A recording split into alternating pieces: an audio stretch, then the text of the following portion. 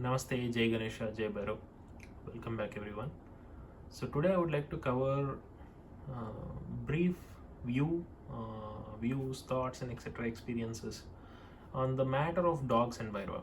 Because when we talk about Bhairava, definitely we need to touch on dogs. Okay, it's important to touch at least once.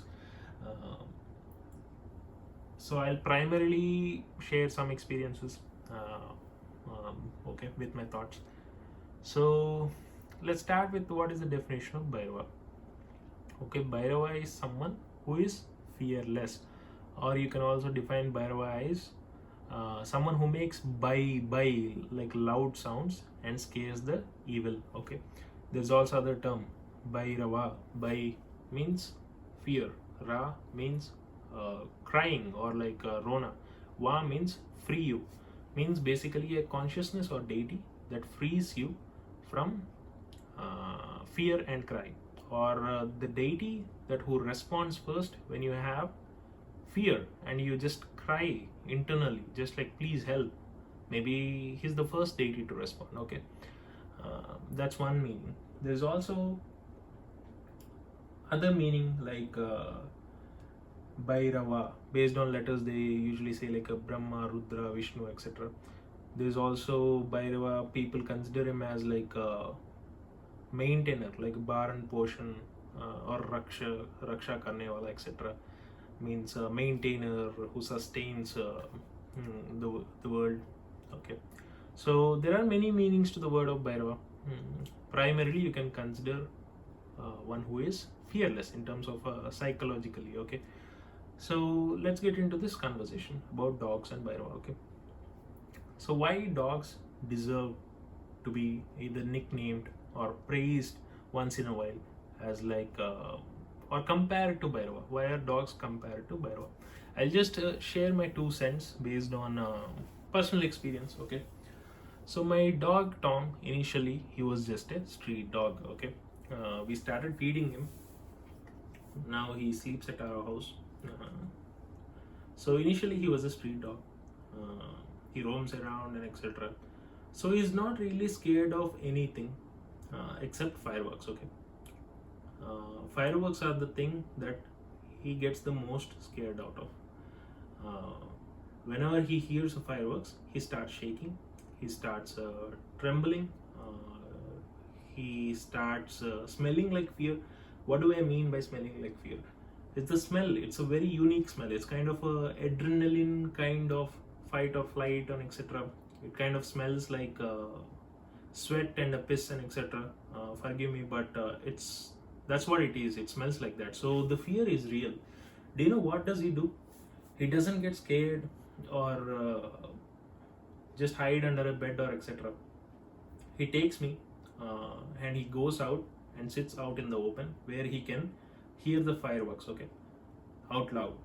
So he is basically facing his own fears. He's not hiding. He's facing his own fears. Okay, thus he is becoming fearless. Day by day, he is becoming fearless. Now also recently, there's a little bit of improvement. Day by day, whenever he hears the fireworks, I mean occasionally, uh, he's facing his fears and he is becoming fearless. He's scared. The fear is very much real. Uh, that's one thing. Okay, he displayed that act of fearlessness. Okay, that's one reason. If you say like Bhairava is someone who is maintainer or etc. sustainer or protector, obviously dogs are protective. You know that as well. And what does he do? He's a street dog. Okay, so he's free to roam. Once in a while he goes to neighbor houses for a pat or for food and etc. So I think, as you all know, after Brahmahatya, Bhairava, just with a copper in his hand, he goes around through multiple plains and etc., begging for food and etc. He does a Bhiksha Atana after Brahmahatya. Okay, he does it for 12 astral years. Astral years, it could be any maybe lakhs of years in terms of our perspective, but he does that. Similar to that role, my dog goes once in a while. He goes and he picks up food, okay, collects exact amount of sweets or cookies to the exact number of people. That means he counts the people. He's like, okay, I have so many people, so and so people, I have to collect the food with my mouth and I have to feed them.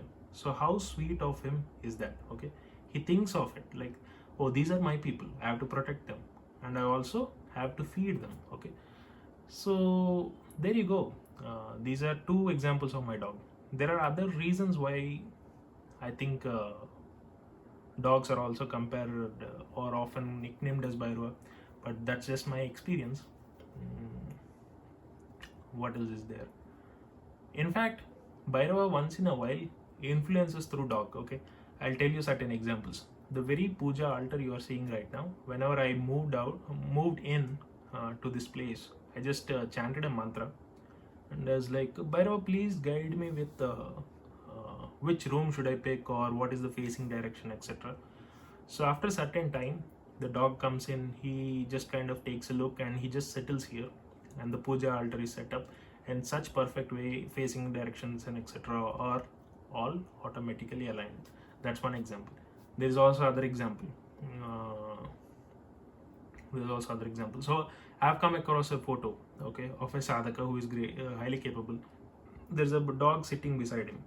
That's none other than Bhairava. Okay, I don't know how he does it. He either possesses or influences. Okay, one of the two definitely he does it time to time. So don't be offended like if some person calls a dog Bhairava, because Bhairava likes to send confirmations once in a while through dogs. Okay, you don't need to treat them extra special if you don't like them or allergic to. I mean, I don't know about allergic, man. I think because you have to treat nice, at least bare minimum. That's my impression on it.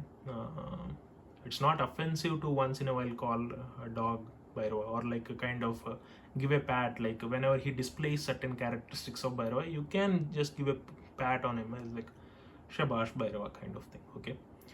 So permanently naming is a little bit complicated because you have to think about early stages of training and etc. Maybe a little bit complicated.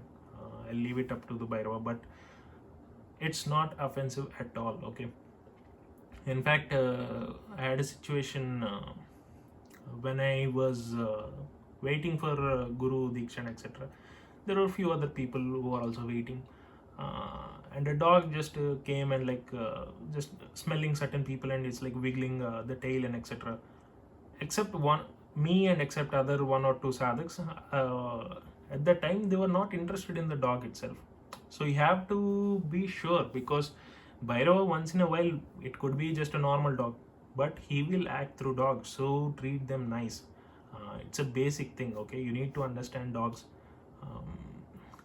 Even other example as well. If you go to deep jungle or like close to jungle Bhairava shrines, these are like not hundreds of years old. Some of them are even thousands of years old.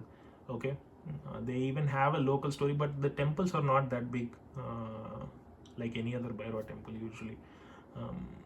The energy is very much there. There will be at least like 3 to 4 dogs protecting, safeguarding the place. They are very stout.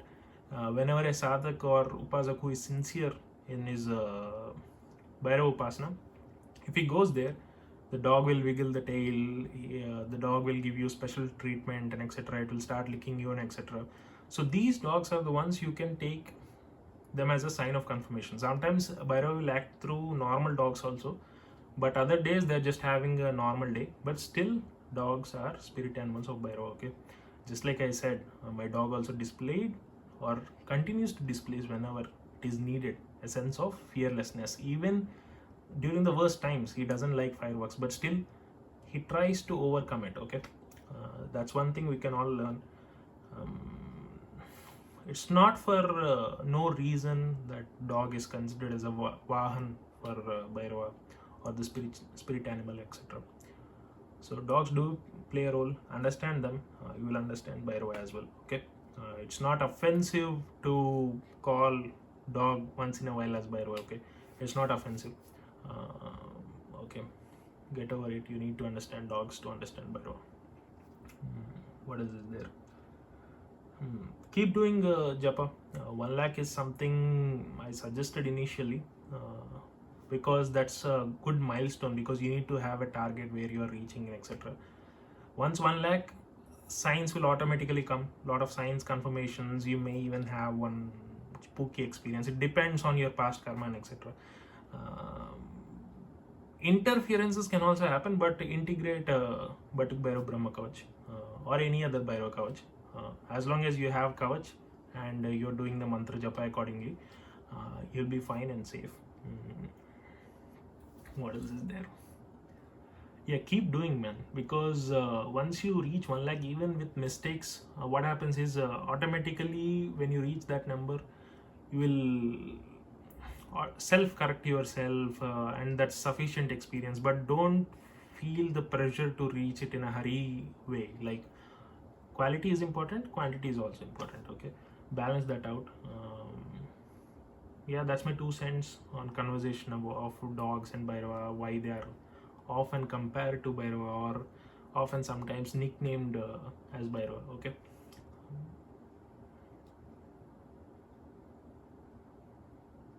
Also, one more thing. Video on Guru is ready. It was filled with a lot of confirmations and noises of nature throughout the video, but I don't know if I'm thinking, should I do one more take? It is little bit noisy, but the content is good. Content is good. If you, whenever you see it, definitely watch the entire video. I have covered types of Guru, red flags, green flags in a Guru, and how to deal with other spiritual people and etc. How to deal with fake people also, or how to be careful around certain stuff. So a lot of stuff is packed in the video. It will be released in and around Guru Purnima, but if I get an indication to release it sooner, I may release it sooner. Okay, once again, Jai Bhairav, good luck.